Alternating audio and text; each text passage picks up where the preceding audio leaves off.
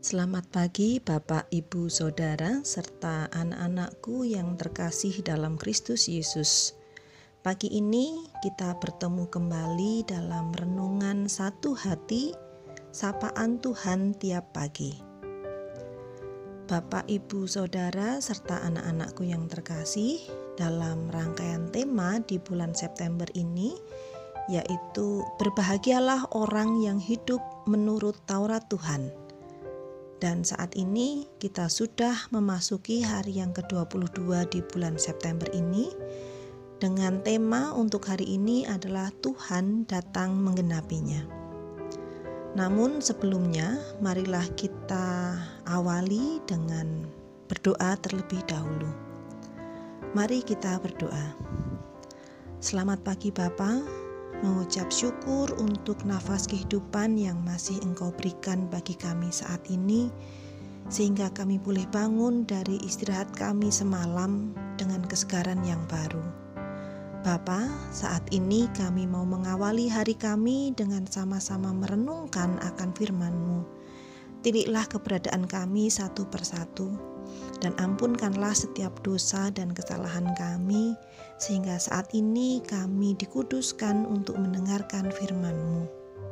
Bukakanlah mata, hati, dan pikiran kami Bapa, sehingga kami dapat mengerti akan firman-Mu dan memampukan kami untuk kemudian menemukan apa yang harus kami lakukan untuk bisa seturut dengan kehendak-Mu. Kami serahkan Bapa waktu-waktu ini sepenuhnya dalam pengasihan-Mu. Terima kasih Bapa. Amin. Bacaan firman pagi ini akan dibacakan oleh Ananda Lisa, salah seorang anggota jemaat GKJ Condong Catur dari kelompok usia pra-remaja. Silahkan Mbak Lisa. Bacaan firman Tuhan pagi ini terambil dari Matius 5 ayat 17-20 yang demikian. Janganlah kamu menyangka bahwa aku datang untuk meniadakan hukum Taurat atau kitab para nabi. Aku datang bukan untuk meniadakannya, melainkan untuk menggenapinya. Karena aku berkata kepadamu, sesungguhnya selama belum lenyap langit dan bumi ini, satu iota atau satu titik pun tidak akan ditiadakan dari hukum Taurat sebelum semuanya terjadi. Karena itu, siapa yang meniadakan salah satu perintah hukum Taurat sekalipun yang paling kecil dan mengajarkannya demikian kepada orang lain, ia akan menduduki tempat yang paling rendah di dalam kerajaan surga. Tetapi, siapa yang melakukan dan mengajarkan segala perintah-perintah hukum Taurat, ia akan menduduki tempat yang paling tinggi dalam kerajaan surga. Demikian firman Tuhan.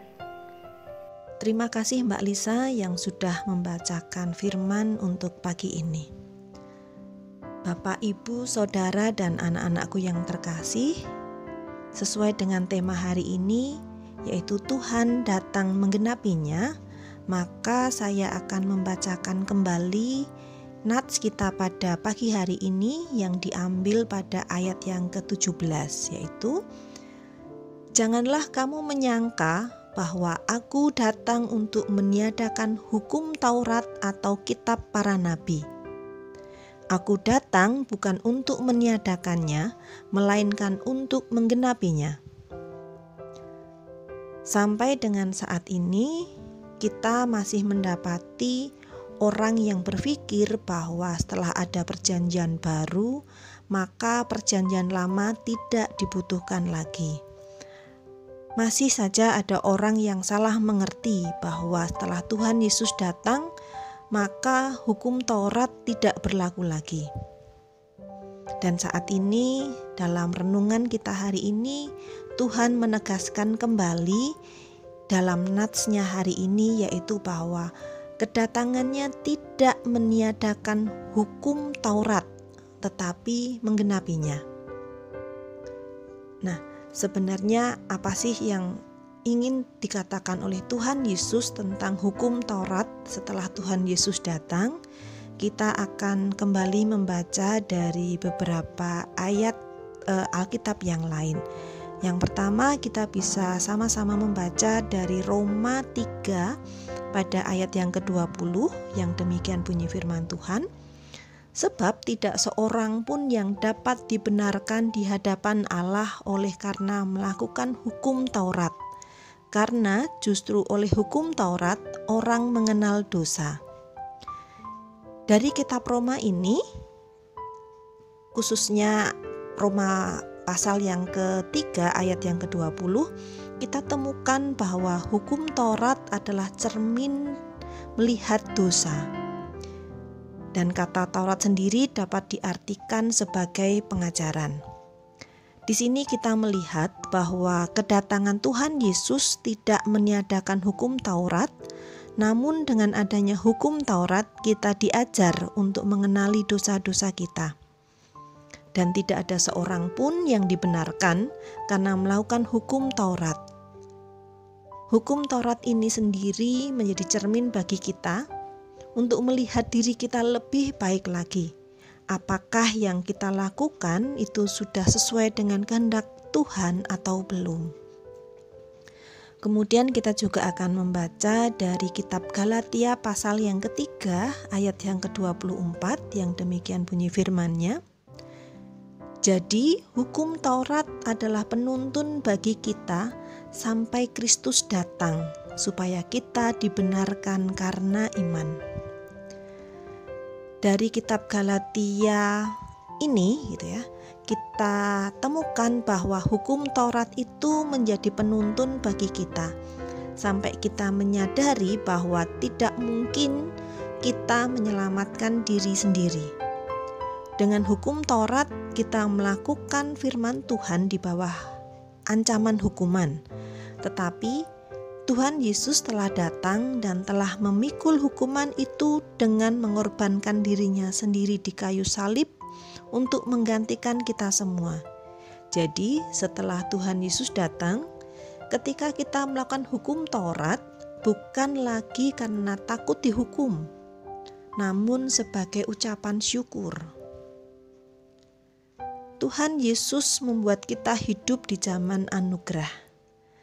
Zaman hukum Taurat diubahkan menjadi zaman anugerah, di mana keselamatan bukan diupayakan melalui ketaatan dalam melakukan hukum Taurat, tetapi sebagai ucapan syukur karena anugerah Allah. Hidup kita tidak di bawah hukum Taurat, tetapi dipimpin oleh Roh Kudus, sehingga kita sekarang melayani dalam keadaan baru menurut Roh dan bukan dalam keadaan lama menurut hukum Taurat. Hidup di zaman anugerah ini memberikan jaminan bahwa keselamatan menjadi pasti dan bukan semoga selamat. Amin. Mari kita berdoa. Terima kasih Bapa untuk firman-Mu pagi ini yang mengingatkan kami bahwa saat ini kami sudah selamat dalam iman kami kepada Yesus Kristus. Karena itu mampukan kami untuk bisa menjalankan hukum Taurat itu bukan lagi karena kami belum selamat dan masih mengupayakan keselamatan itu, namun mampukan kami untuk melakukannya sebagai ucapan syukur kami kepadamu. Berkatilah kami dan sertailah kami dalam sepanjang aktivitas kami hari ini ya Bapa, dan mampukanlah kami untuk bisa mengaplikasikan firman-Mu pagi ini dalam keseharian kami hari ini. Hanya ke dalam tangan-Mu Bapa kami serahkan setiap seru doa kami ini. Amin.